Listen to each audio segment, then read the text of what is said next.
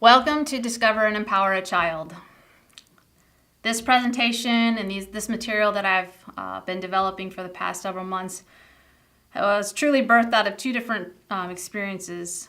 One of them was my own personal experience using tools of personality profile testing. One of the tools I used was DISC, and I grew so much in understanding people and the way that they think and the way they process information and how I thought and what my natural gifting and talents were.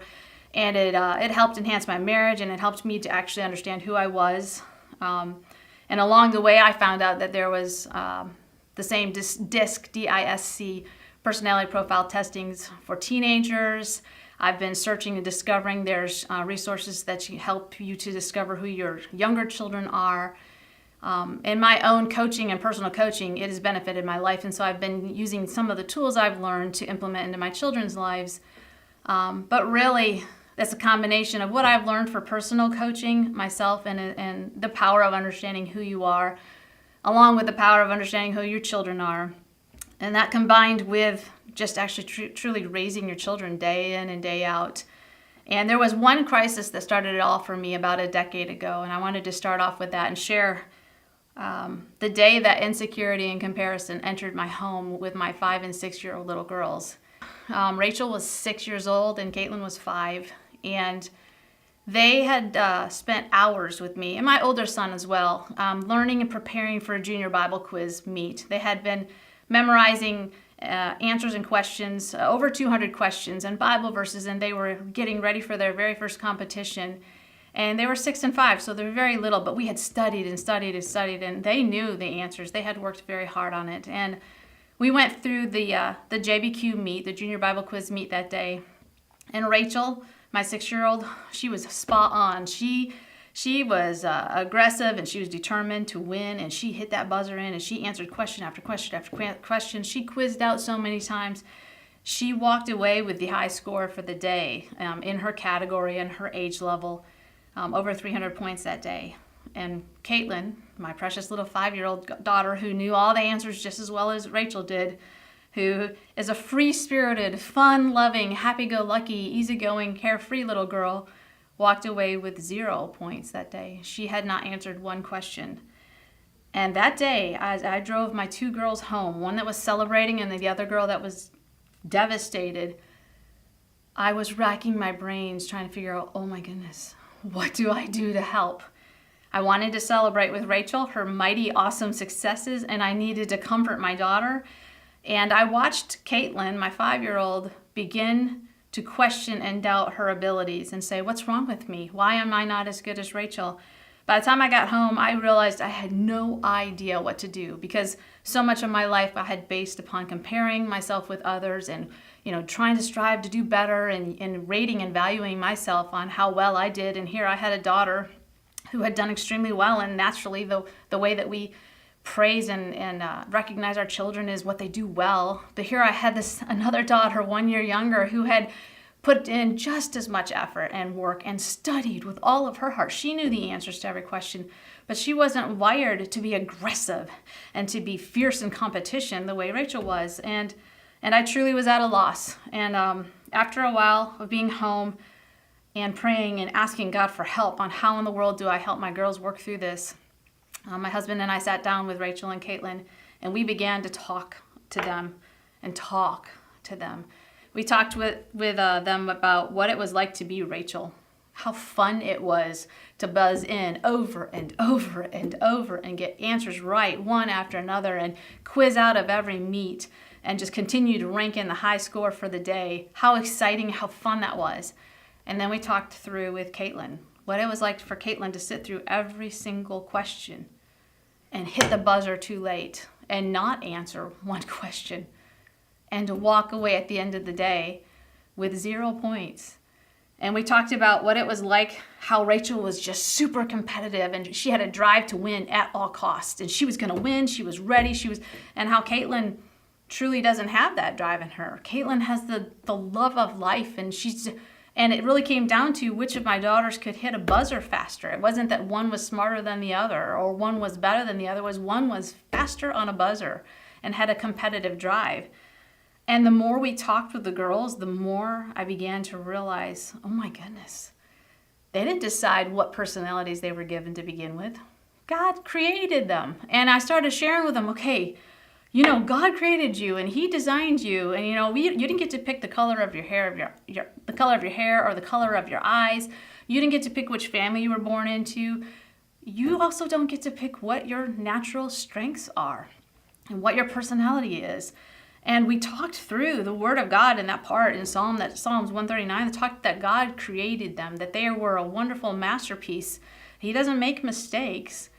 And as we talked, I just had this realization of like, oh my goodness, I'm going to be raising all these children with different strengths and personalities. And for my own family to have peace and harmony, we were going to have to really embrace this understanding that each child is uniquely wired and has innate personalities and strengths and weaknesses. And in order for them to thrive, we had to cultivate an atmosphere in our home that wouldn't have a spirit of comparison in it.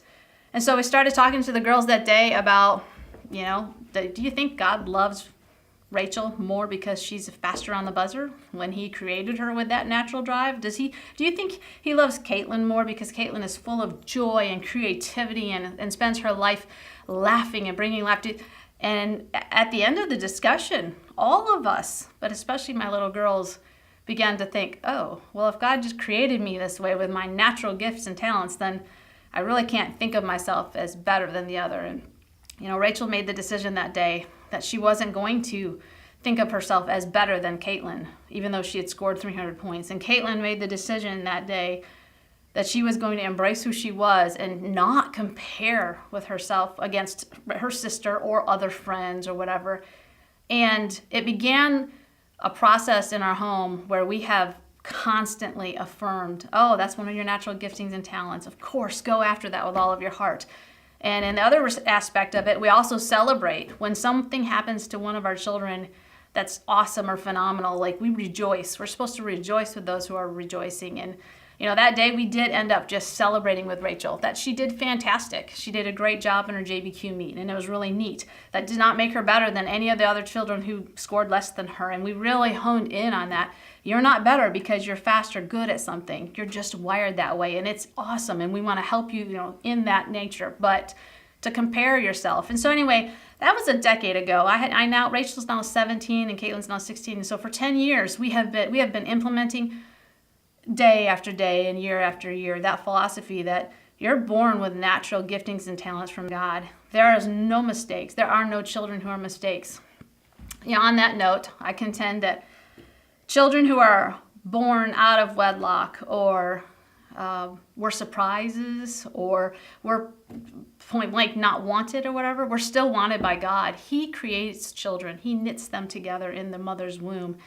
There are no mistakes. Each child is a unique masterpiece created by God. And the more children that I've had, the more unique I find out they all are.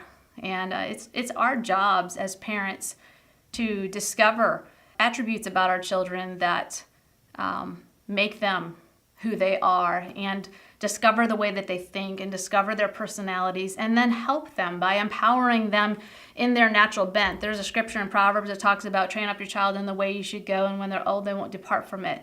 And I actually thought that was related to train up your child in the way they're going to go, like tell them about God, and then when they're old, they won't walk away from God. But when you actually really study the original text, the way it was written, it actually talks about training up your children in the way that they should go, the way that they have their natural bent in life, their natural giftings and talents. And I have honed in on that scripture. I know that as a parent, it's my job to teach and to train and to instruct and to correct and to discipline. I mean, it's a big job. And but to understand that your children each have a unique bent in life, and then help them. If you can start at a young age, it's really empowering because they can go up through life, and when they hit the next obstacle of insecurity, because insecurity and comparison is going to be constantly invading their world. It does for us adults. It never stops. But they can go back to their foundation and say, okay, wait a minute, I know God created me this way, and he loves me the way I am. I have unique giftings and talents, and begin to just realign themselves with truth and break that mold of comparison. It just allows that child to have a more enjoyable life, truly, by not having to live their life in comparison all the time. So that was the beginning of it all for me. I didn't have tools or insight into my daughter's personalities or whatever. I just began to understand, oh my goodness, they're so different. And I didn't know how to handle the differences, and I didn't know how to celebrate one who could do something academically so well and one who could do something so creatively. And I just began to pour my life into teaching and training my children. And out of that, so far, at this point, my oldest is 18 and my youngest is 5. I am so in the middle of it all. But I have found some tools along the way that have been extremely interesting and helpful. And the next thing I wanted to discuss with you just real quick is about the DISC personality profile test. My husband and I went through some coaching about 3 or 4 years ago, and we really looked at DISC. We took the testing and we found out where we fell into this, and it's DISC, and D is for dominant, and I is for influential and inspiring, S is for the steady, the reliable, and the C is the people that are really focused in on compliancy and detail and organization. And basically, most people will fall into 1 to 2 of those categories, have real strong in one of them, and then the secondary right behind. My husband is a strong ID. He's a life of the party, very influential, loves to be the center of attention, and also very strong and domineering and has strong leadership skills. And I actually fall on the other end of it. I'm the responsible, the steady, reliable, and the very detailed. I pay attention to the details of it all.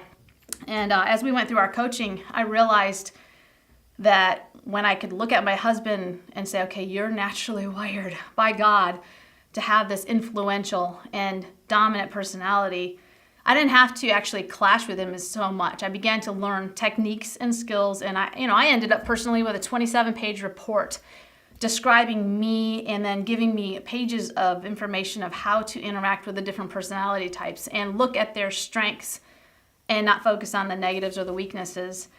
And I found that it was very helpful in my marriage, and it's also become very helpful in my parenting. I found that people who are strong influencers and dominant are very quick to make decisions and very active, where the steady and the compliant type people are more reflective and want to take some more time. That doesn't mean someone who's a quick thinker is better.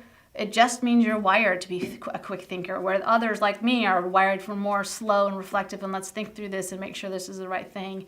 Or there's a combination with dominant and compliant people who are leadership driven and task focused and very full of details, and their main objective is to complete the task at all cost. Whereas on the other side of the circle, you have the influential and the steady, and we're people focused. We may have tasks to do, but along the way, if we stop and see a person who's in need, or we need to talk to somebody, or there's something going on that involves people, we may get stuck with focused more on people than on the details and the tasks, actually. And it's just an interesting paradox of who you marry and the different types of personalities that you get involved with, or what you have amongst your own children. The reason I'm bringing this up today, though, is because it's a tool. This personality test gave me a tool to understand who I was married to, and it gave me an understanding of who I was. And I grew up, I took the test maybe when I was 43 or so, and I grew up my whole life not really having a clue who I was, but having this report showing me what my strengths are and areas of weakness, For example, an area of weakness for someone who's got the dominant leader, strong leadership, they could go into overdrive and be domineering and controlling and run over the people they're trying to lead. Basically, your strengths in going into overdrive become your weaknesses. For the steady and the responsible type person like myself, I tend to have the responsibility of the world. I see this need, and that desire of mine to help fulfill somebody's needs or whatever can actually be a detriment at some point. And the inspiring influentials, the life of the party and influence people and lead them along, and they missed out on all the details it took to get there, where the compliant and the detail-oriented people are saying, hey, we need to take care of this and this and this. And if you look at all the personality types, they're all phenomenal. It's just a matter of who you are and who you're working with, who you're communicating with, and who you're living with. And what I found out was that I didn't know, all the people in my family. I didn't really understand who they were. My first 3 children were really easy children. they just obeyed well. They were really responsible. They were easy to please, easygoing. They just were simple. I just, everywhere I went, people would tell me, oh, your children are so well behaved. And I would just like pat myself and say, well, I've been working really hard with them. And I had no idea what I was actually doing. I thought I was doing a great job parenting. And I did take the time to really invest in my children, but God gave me 3 easy ones right off the bat. And over the years, I figured out why. They're actually all, last year they all took the DISC personality profile test for teenagers that was online, and they all fell heavily into the S category, the steady. They have personalities like mine. They're responsible. They're easygoing. I just laughed and laughed when I realized, well, of course they were easy, because that's their personality and their nature was to please. They enjoyed pleasing me, and they wanted to do well and be responsible in their things. And God humbled me greatly with my 4th and 5th child. They came out of the womb different. They came out of the womb strong. And I battled for many years trying to figure out what I was doing wrong, because the way I parented my first 3 was not working with number 4 and 5. And over time, I've gone through another tool that I've used. It's called the Treasure Tree. It's a book written for children and families, really. And it's the adventures of 4 animals who are on a mission to find the missing keys. And then they go put them all their keys together and they unlock a treasure.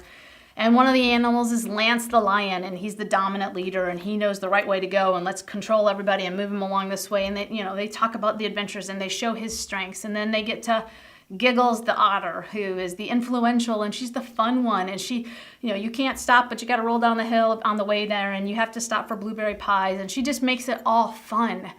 And then they had, the golden retriever, the steady, the loyal, the one that went to help the one in distress and got off the beaten path, but really that's actually where the hidden key was.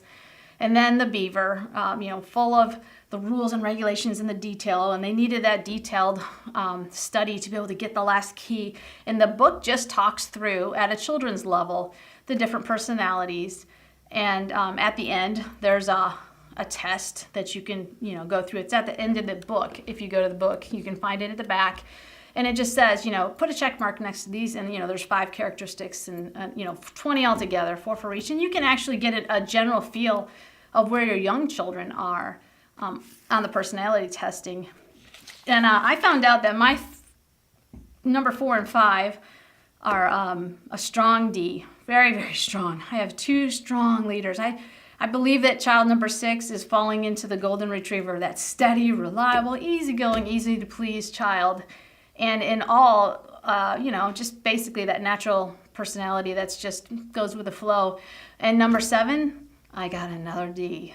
Our 7th and youngest child, who's 5 now, may be the strongest one yet. And I have been immersed in studying how do I train these children who think they should be running the show. So God has given me, for the past 12 years, 3 very, very strong, very leadership bent, driven children to understand and to implement my same training and techniques. And I'm telling you, the cookie cutter method does not work. What I used on my first 3 does not work on my second 4. I have such a different dynamic going on with my younger children. And I have been studying how do I interact with these strong personalities who think they know better than me already. My 5-year-old's telling me how it should be done. And I have to learn new strategies. And I'm very thankful for these resources. So just for me, understanding who my children are naturally, their personalities, helps me to say, okay, the reason this one is debating me right now is because they actually think they're better, their idea is better. It's not that they're trying to be disrespectful. It allows me to have a little bit more grace towards that child. And I can say to that child, okay, look, I know that you have very strong leadership skills and ideas, and I know that you think you're right, but I am the parent, and you do need to actually listen to what I'm saying. And when you're older, you can run your own home the way you want to. But for right now, I'm still training. I still am responsible to God to make sure I'm teaching you and training you in certain aspects of your life. But knowing that about my child is helping me to take one step back and say, okay, this is not just purely a discipline issue. This is really This child is wired to be a leader, and I need to help them, and I need to help train them, and I have to learn new strategies. And so anyway, I'm on year number 18 of parenting, and I have the rest of my life. The more I learn, the more I realize I'm parenting forever. But as far as raising them in my home, I have another good decade of it. So I'm right in the middle of it. I don't even want to in any way imply I have it all figured out. I'm just sharing the tools and the resources that I have learned at this point so far. And one more tool I want to say before we move on to the empowering part is about the 5 love languages of children. I'm not sure if you've already heard about 5 love languages. I've read about it when I was first married, learning about physical touch and acts of service, words of affirmation, quality time, and gift giving. But there's actually a book that's geared towards children. So parents, if you have it, read it. If not, go check it out at the library or something and read it. And just remind yourself about what someone who needs physical touch will be like. If you have a child that's crawling in your lap constantly in your personal space and on your body, there's a good chance they're showing you they need physical touch as their way of receiving love. If you have a child who you can say, you did a great job. I'm so proud of the work you did. And you see them just swell up and beam, and they walk around with a smile and they have confidence. You know that those words of life actually went into their heart and just spoke life to them. There are some children who, Mommy, play with me. Can you sit and play with me? Can you watch a movie with me? Can you sit by me? Can you play cards with me? And they'll want to be with you all the time. They may be just seeking out quality time with you. I have one child who, it's a big deal to make sure that I'm given a gift. I gotta have and so she's a gift giver. And acts of service, that's another one. If you have somebody, I don't actually think I have any acts of service children in my home. I personally like acts of service. That makes me feel happy. Like, thank you, somebody's helping me. But anyway, if you have a child who all of a sudden just decides to vacuum your living room or wash your dishes for you or something, you may have a child who thrives and feels loved by acts of service. And what the book just reclarifies is the importance of actually understanding your child and the way that they receive love. Because as a parent, we could spend 18 years raising a child, and we could be taking care of all of their physical needs and supplying them with, wonderful home environment and buying them gifts.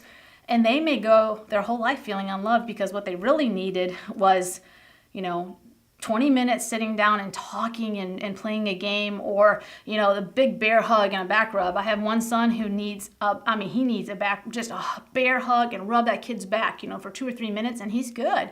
He just needed that physical touch. And anyway, the children are all wired. We are all, even as adults, we're wired to give and receive love in different ways. When you actually know what your child's love language is or what makes them feel the most loved, you can be intentional, even if it's not natural for you. You can say, okay, I'm going to sit down for 20 minutes a day or 15 minutes a day, and I'm going to spend quality time. What do you want to do right now? You have my full attention. And you know that child is just soaking in the love. And it's unbelievable to me how little effort you can put into a child when you give them what they need. They'll feel full and they won't need as much from you. There is a true relation to if you can actually discover what their love language is and how they receive love from you and what makes them feel safe and secure and special. And you invest that time or that gift, or you do something for them, and you just stop your world for them for a short while. It really does fill their heart, and they get peaceful on the inside, and they don't need as much from you. And so I would recommend the book, or just reviewing it and study your kid. You probably already have a really good idea of what they need, and if it doesn't come natural, I say just be intentional about it, not faking it. But for me, sitting down and spending quality time playing a game is really hard. I have a lot of work to do. I have so many things on my plate. It is very difficult for me to stop my world and go be intentional about playing. But I am trying because I have one that really needs it. And I know they feel loved. There is just something about them that's different when they're done, when they've had time, quality time, or the physical touch, or the words of life or affirmation spoken into them, that makes them walk around and have a confidence. And it seems like they're just less needy. And so I suggest those 2 tools. If you have teenagers, you can go online. I'll have resources at the end of this, links and stuff that you can go discover your kids' personalities with the online testing, or to the treasure tree, or to go to the love language book if you haven't really read through all of that. These are tools that will just help you understand who your children are.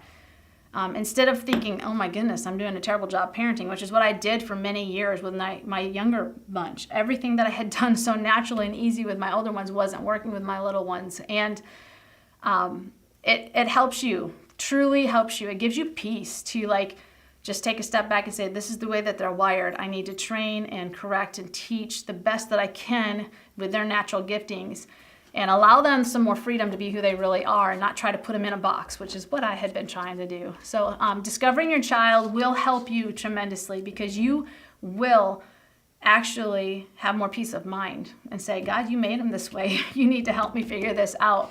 Or I need you to go help with this kid because this is something I don't know how to do. And so I believe it would truly help you. When you actually gain insight into your children and you take the time to figure out who they are and then you talk to them about it, it actually empowers them to have a different view of themselves as well. I didn't understand myself as a child at all, but I speak a lot to my kids about who they are and the way that they're wired and they're natural. There will be a lot of things I'll be, oh my goodness, God has given you a natural gifting in that area. You know, one of them can color really, oh, I can see you're an amazing artist already. Just speaking life to your children. And when you take the time to figure out how they receive love, spending the time that they need, or giving them the gift or the quality time or the physical touch or whatever, they begin to really trust you, and they begin to really build a relationship with you where you are safe to them. And if you have open conversation with them, you can cultivate a relationship with them where you talk and you share what's going on, and they trust you that you care about their heart, and then you are able to speak into their life and they receive it. And if you can start young, you know, all the more power, because you've had a relationship of trust all your life with them. And so as they're going through their teenage years and all of the things that go along with that, you'll have a foundation that's there. If you're starting in the middle, I'd say dive in right where you're at. Figure out who your kids are, what they're called. It's never too late to learn about your children. It's never too late to have understanding about their personalities and their strengths. I mean, I was 43 and learning about my husband who was 40. You know, we've been married for 20 years, and yet I felt like it was light bulbs going off with, oh my goodness, well, no wonder they act that way. I have a friend who discovered that one of her husband's strengths was competitiveness, and he's wired to win. A couple of my daughters are wired to win, and like they would rather win than have a good relationship with their friends at some point. And you just think, what's wrong with them? Because I've done so much to teach them to be kind and all this, and really they're wired with a competitive spirit. And teaching them to understand this is your strength, but if your strength goes overboard, you can hurt people along the way. It just helps them to have an ability to work with other people and engage in other relationships. And it gives them an emotional intelligence that's different than most people have. Emotional intelligence is really an intelligence about other people's in relationships and how you deal with people. And when you invest into your children and you help them to understand who they are and understand how they give and receive love, then they have an understanding of themselves, and then you take it to the next level and you discuss a relationship with a sibling or a friend, and you can say, well, you can see their natural gifting is this, or you can see that their personality is this, and so you don't have to take things personal. You can just understand that they have strengths here or weaknesses here. And when you teach your children at a young age to look at people as valuable and look at people through their strengths and weaknesses, that changes the entire game for them for their entire life, because they don't have to view people as competitive, or they don't have to pick up an offense over things that happen, or if someone's gone off the deep end and they've been rude or obnoxious or whatever, and you can walk them through, well, that was a strength that went overboard. That was a strength that got to the point where it became hurtful, and it turns into a weakness. Well, every one of us has weaknesses. Every one of us needs grace. And when we teach a child to look at a friend or a sibling or a parent, when we teach them the ability to understand that everyone has strengths and weaknesses and to give grace for it, it actually allows that child to grow up with emotional intelligence and an ability to deal with interpersonal relationships that cuts out a lot of drama. And I just believe that it is a tool that is extremely resourceful, and highly recommend doing any or all of them, or find other personality testing. It doesn't matter. You just need to look inward. Instead of getting the 1,000 greatest latest parenting books, you need to actually just look in and study the child that you have, figure out who they are. And you won't spend as much time and effort trying to figure out what to do next. You actually need to analyze that child. Okay, what does this child need from me? How can I teach, lead, train, correct, and all of that I need to do for this child? When that happens, you're given resources and empowerment